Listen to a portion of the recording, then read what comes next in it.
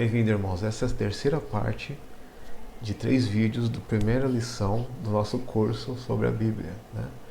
Esse curso faz parte de um curso maior, que é de Daniel e Apocalipse, e nós estamos tratando alguns pontos, né, que foram bagunçados durante algum período da história apresentado em Daniel. Na primeira parte do nosso curso a gente estudou sobre a Bíblia em si. Depois, na segunda parte, nós falamos como estudar a Bíblia.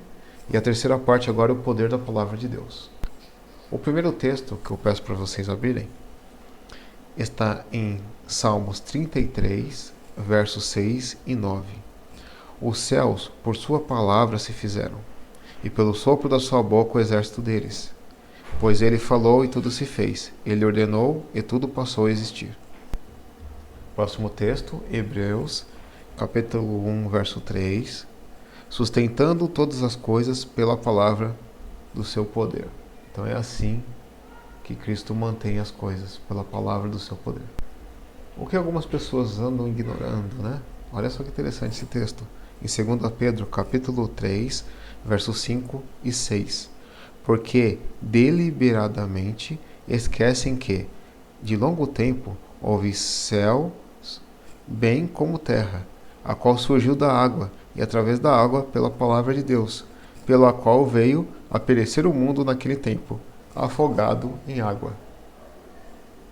Então, hoje nós estamos sendo levados a esquecer que o mundo foi criado, né, por Deus, e também chegou um momento que pela água esse mundo foi consumido, né?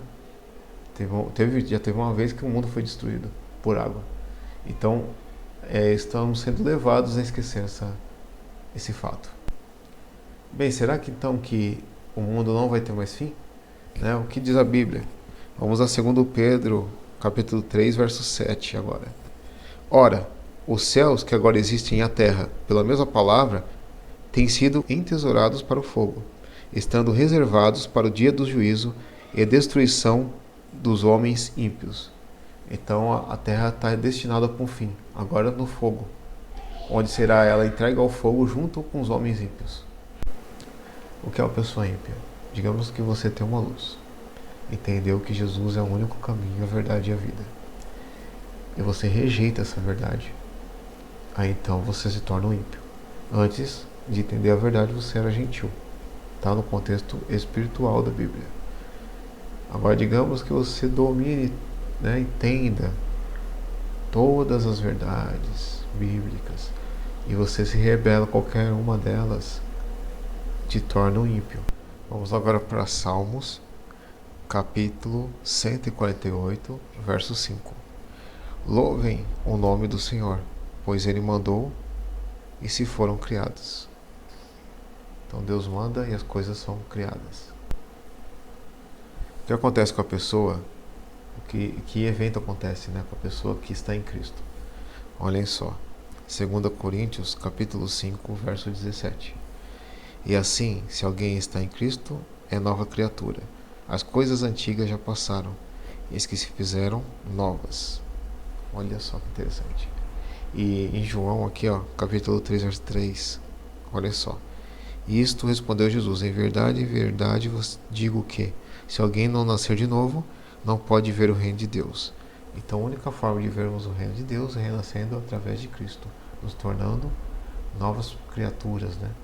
A gente não melhora quando está em Cristo. A gente é transformado, é muito diferente. Vamos ver outro texto aqui. 1 Pedro, capítulo 1, verso 23. Pois fostes regenerados, não de semente corruptível, mas de incorruptível, mediante a palavra de Deus, a qual vive e é permanente.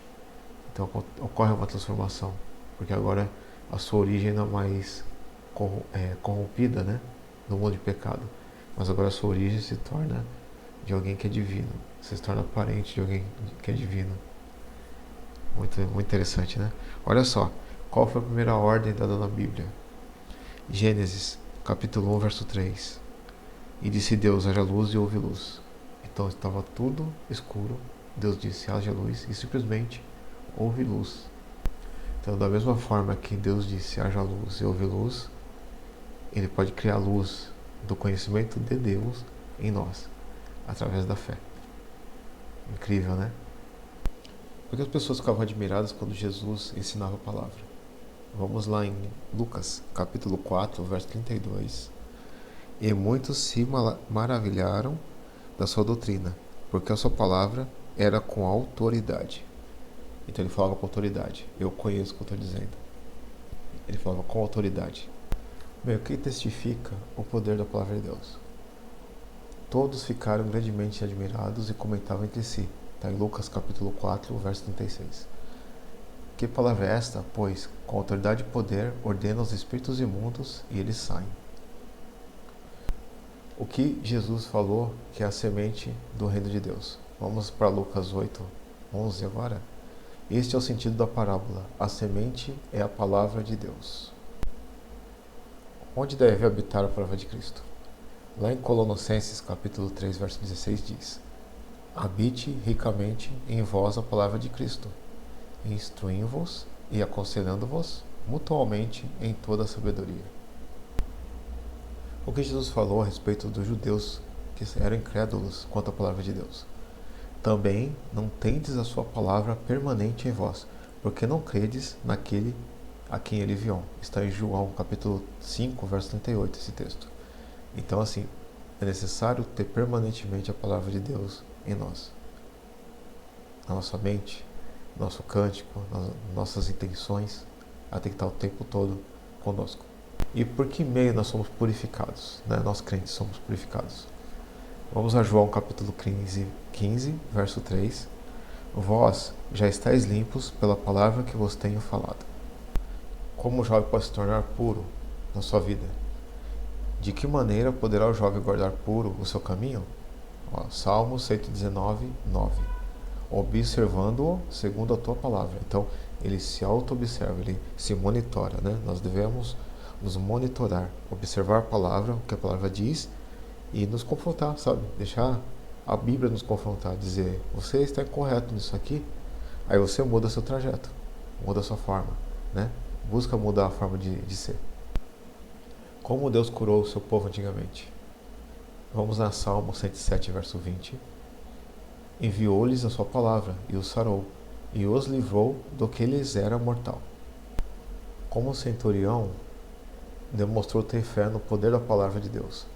Olha só, Mateus capítulo 8, verso 8. O centurião respondeu: Senhor, não sou digno de que entres na minha casa, mas apenas manda com uma palavra e o meu rapaz será curado. Bastante fé na palavra, né? Qual o poder da palavra de Deus quando você colocar no seu coração? Vamos para Salmo 119, 11. Guarda no coração as tuas palavras, para não pecar contra ti. Então a palavra, quando está no coração, dá um poder de você não pecar. Olha isso. Porque Deus humilhou Israel e deixou eles passarem fome. Deuteronômio, capítulo 8, verso 3. Ele te humilhou e te deixou ter fome, e te sustentou com maná, que tu não conhecia, nem teus pais o conheciam, para te dar a entender que não só de pão viverá o homem, mas de tudo que procede da boca do Senhor viverá o homem. Tá, será que se eu ouvir muita palavra, se eu estudar muito, eu vou me tornar santo? Será? Vamos para Tiago, capítulo 1, verso 22. Tornai-vos, pois, praticantes da palavra, e não somente ouvintes, enganando-vos a vós mesmos. Então eu posso saber muito de palavra, posso escutar muito sermão, muita gente conversando de Bíblia. Se eu não praticar, não vai adiantar nada. E por quê? Porque é na prática que você vai se transformar numa nova pessoa. Através do poder da palavra e a prática dos ensinos dela, você vai ser transformado. Talvez o trajeto, né, seja mais longo para alguns, mais dificultoso para outros, né? Em algumas áreas, alguns vão ter facilidade em alguma coisa, outros em outra, mas todos crescem quando se colocam com humildade diante dos ensinos da palavra de Deus. Quando a pessoa se coloca submissa às vontades do Deus da Bíblia. Muitas vezes as pessoas confrontam a Bíblia e esquecem de ser confrontadas por ela. Então é correto você confrontar a Bíblia. Quem vai falar quem está certo e quem está errado é ela. É a palavra de Deus. E por fim, qual o resultado de fazer a vontade de Deus? 1 João capítulo 2, verso 17. Ora, o mundo passa, bem como a sua concupiscência. Aquele, porém, que faz a vontade de Deus, permanece para sempre. Então essa é a recompensa de quem faz a vontade de Deus. Vai permanecer para sempre. E o melhor de tudo, com Deus. Meus irmãos e amigos, terminamos a terceira parte do nosso curso. Espero que vocês tenham gostado, tenham aproveitado bem. Estou tentando melhorar aqui, inventando ferramenta aqui para colocar as anotações aqui mais para cima, colocar a Bíblia mais para cima. Estou otimizando o som aos pouquinhos, estou melhorando, a imagem já deu uma melhorada. E a gente vai otimizando, crescendo e se desenvolvendo todo mundo junto. Se você tiver perguntas, pode deixar, vou tentar responder, procurar a resposta. Eu gosto de procurar respostas. O que move o mundo é as perguntas, né? E quanto mais a gente entender, melhor. Desejo muito que Deus abençoe vocês e que vocês cresçam em Cristo. E nós vamos, na próxima parte da série, a gente já vai para outro tema, tá? Embora não tenha esgotado o tema Bíblia, mas nós vamos para outro tema. Vamos orar? Senhor nosso Deus, te agradecemos porque o Senhor abençoou mais uma gravação dessa série. Te agradecemos, Senhor, porque o Senhor vem nos ensinando através da sua palavra. Nos transforma, Senhor, nos ajuda, nos santifica no teu poder, Pai eterno, porque sem ti nada podemos fazer. Nos guarde em tudo, é o que te peço em nome de Jesus, amém. Pessoal, até o próximo vídeo, até mais.